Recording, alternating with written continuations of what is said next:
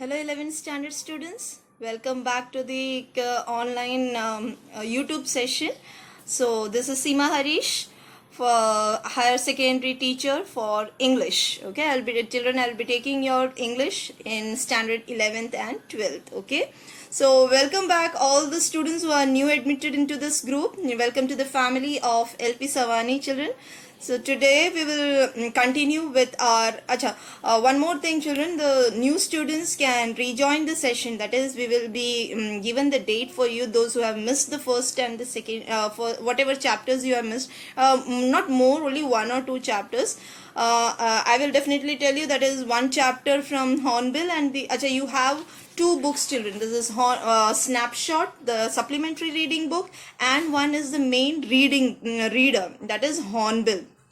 So you have two books children, and from each book I have completed one chapter each. Okay, so this will be taken, only one chapter each is being completed in the YouTube session. So do not have to worry, you guys will be given the session again, so you don't have to worry anything about either in Zoom or in online. This thing we will be deciding it as early as possible, and we'll let you know very sooner to you. Okay children, but today I'm taking the next lesson in from the Snapshot, that is your supplementary reading.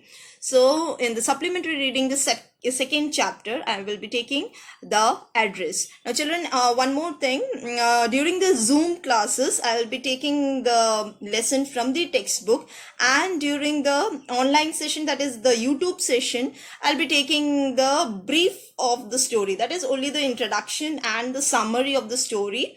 We will do it, so that when I take your Zoom classes, you are ready with the story, which is already I will be reading from the textbook. So only the introduction part and the briefing, or the what we say, the summary, would be given right now. Okay children, so I hope this is all fine. Okay, so starting with the address, that is the chapter, the name of the chapter is The Address by Marga Minko.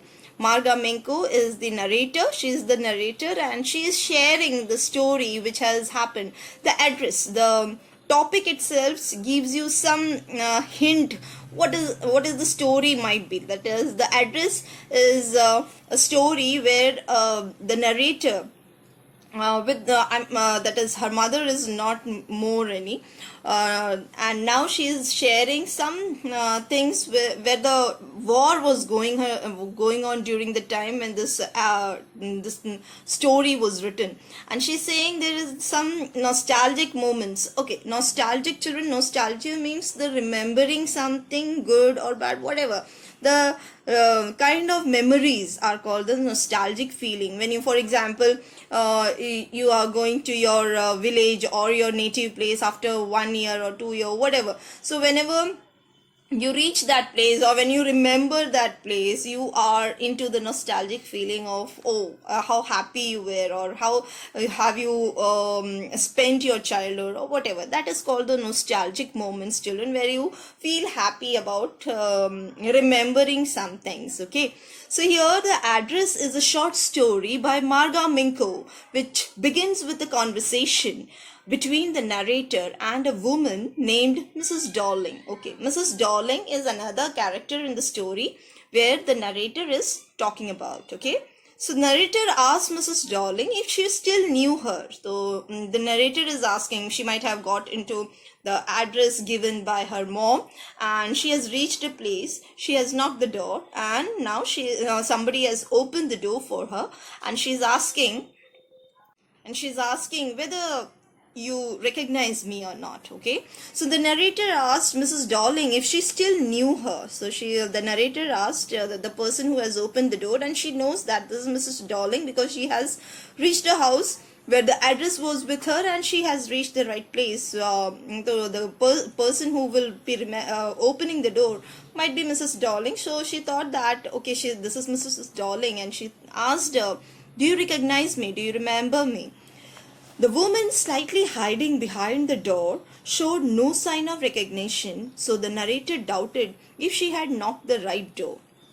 So here I'm reading as well, okay children. I'm reading as well as I'll give you the explanation, okay.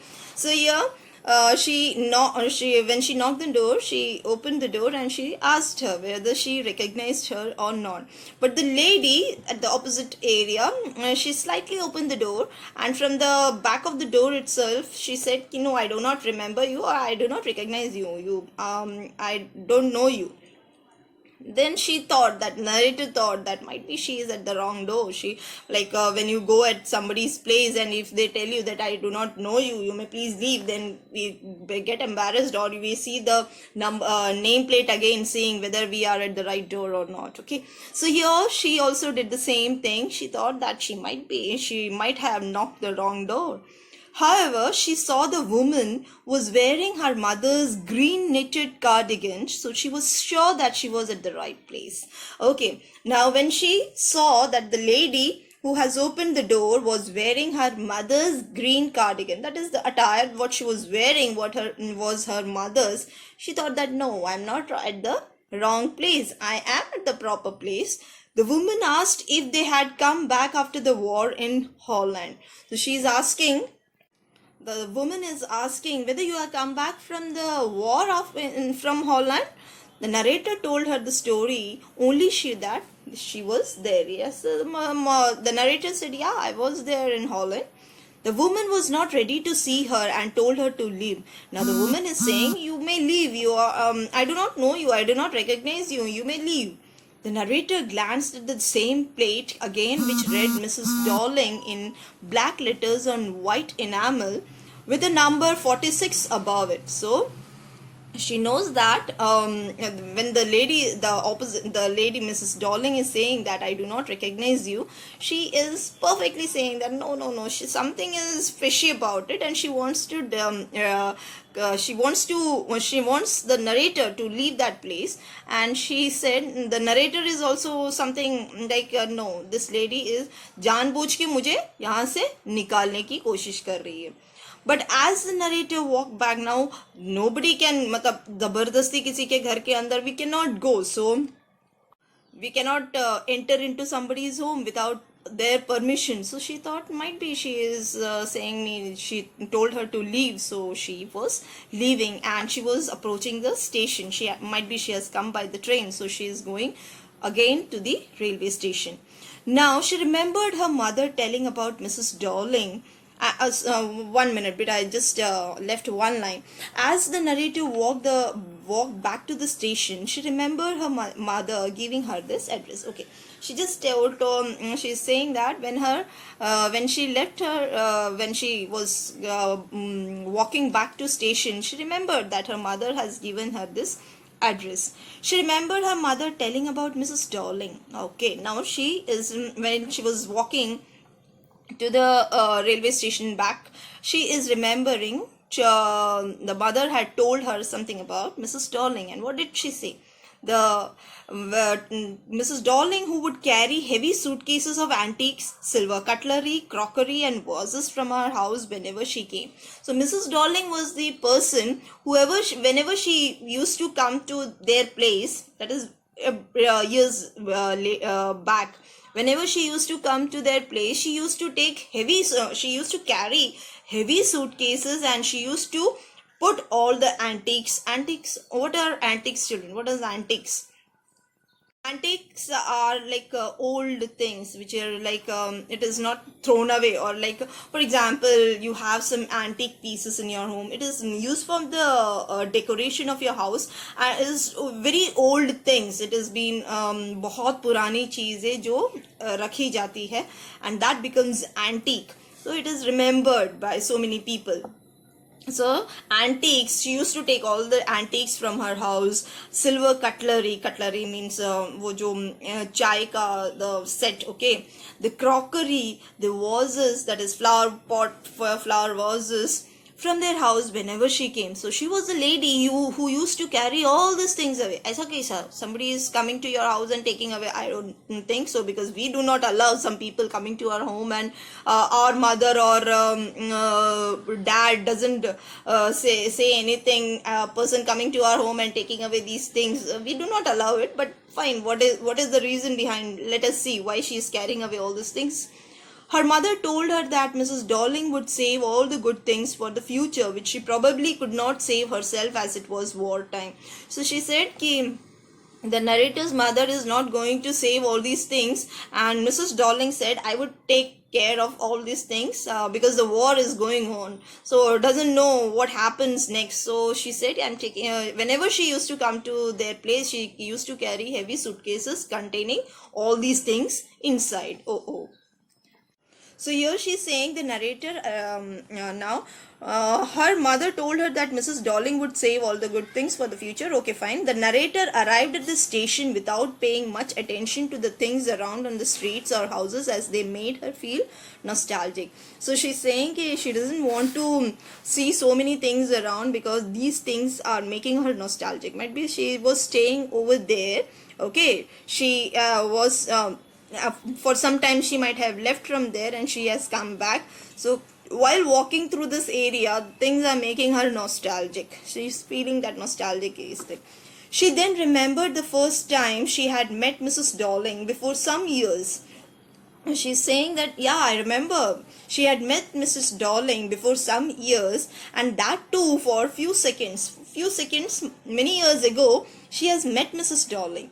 She remembered her wearing a brown coat and shapeless hat from her memory. Like she's remembering that lady, but she's not having so much of memories of her. But she said that she had met Mrs. Darling for few seconds, and she's saying that at that time I remember she was wearing some hat and a brown coat. And the narrator's mother passed away, and she decided to meet or visit Mrs. Darling and get back the possessions that belonged to her mother. So the narrator's mother, she passed away, and all those things the things which this Darling had carried away during that time, she said that I want all those possessions. Possessions means to take those things back. Possession, you're taking away the possession, means you're taking away the right. You have the right of it, might be your thing, and the ownership lies in you, and you take the possession of that property or something like that. That is called the possession. You take it for yourself. That is yours. So it is yours, and that is your possession. Okay, so she has come back to take all her mother's things, that is possessions, whatever she is having. It is her mother, and she wants to take it back from Mrs. Darling. The narrator decided to give herself a second chance to talk to Mrs. Darling. So she wants to talk to Mrs. Darling. She was going just back. She said that the lady said she didn't recognize her, and hearing that, she was going back. But then still, when she was on the way back to station, she thought, why not to give a second chance to talk to her. This time the door was opened by a girl of 15. Now this time when the door was opened by a small girl who was somewhere around 15 years old. Mrs. Darling's daughter showed her way in through a passage and told her that her mother was out on an errand. And this girl opened the door. At the first sight, when she reached, Mrs. Darling refused to recognize her. Second time, when she again reaches their house, the door is opened by a girl at around 15-year-old. Now this girl is Mrs. Darling's daughter. Now she doesn't know anything. She said, come in please. And she, like, apan karte na, somebody comes into our house and somebody asks for our mom and dad. We say that, okay, she is here, please be seated. I'll call my mom or dad, whatever. So that's the same thing the child did. So the narrator was horrified to see all the things that belonged to her mother arranged in a very tasteless manner. And when she entered the house, she saw all the things given by her mother. She saw all the things given by her mother. It is the whole house is full of her mother's all these antique things and everything, and it is kept in a very messy manner. All these things which are very costly, all the things which were kept by her mother in such a good condition, these things are put in a horrible situation at her place. She checked for the burn mark on this woolen tablecloth as she sat on the table.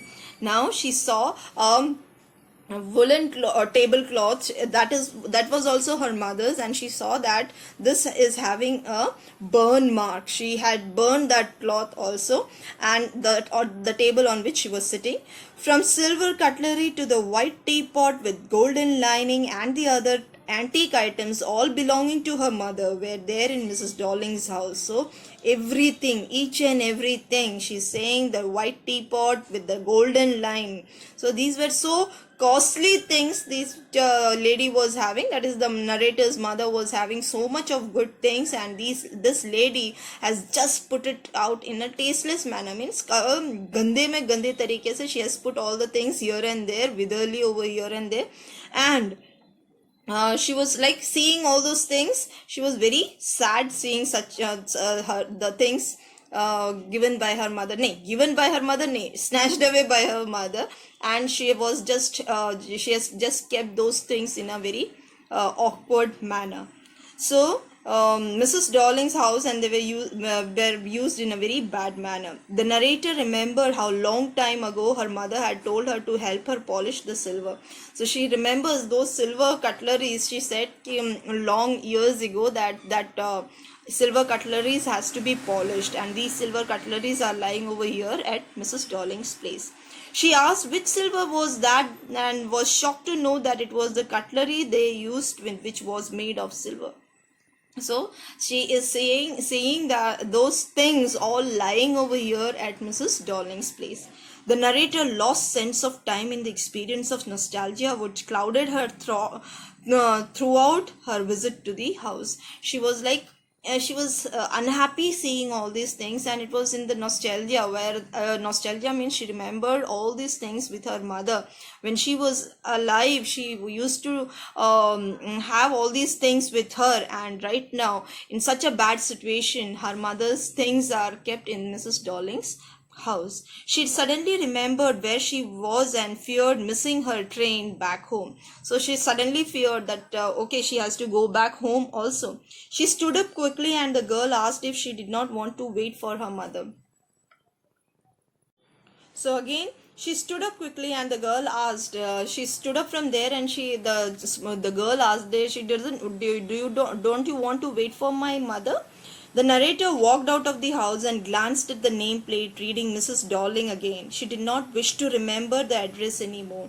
So when she was she just remembered that she will miss her train. So seeing all these things, she got so unhappy, and she just walked throughout the door, and she did not meet Mrs. Darling, but she again saw the nameplate saying Mrs. Darling. She did not wish to remember the address anymore. She's saying, I do not wish to remember this address anymore. She found herself detached from the objects which she saw at Mrs. Darling's house. She saw all those things which were of her mother, but she thought that why to go and take away those things from her place, because now she doesn't have anything, that is, she doesn't want it, because those things are not at all put properly which belong to her mother. She reminded herself on the condition in which she presently lived: a small rented room, a narrow table which fitted handful of cutlery, shred of blackout paper which hung on her window from wartime. So she is remembering the way she is living right now in her place without her mother. She is just living in a rented room where she has no much more things to keep. All these would make her perfect ambience to keep her mother's memories which lived in the belongings. Her mother was not there, so she didn't feel the need to keep her things with her. So her mother, she thought, why to keep her things all around her, because her mother herself is not there. Only the memories of her she wants over there. She doesn't want all those things back to her home.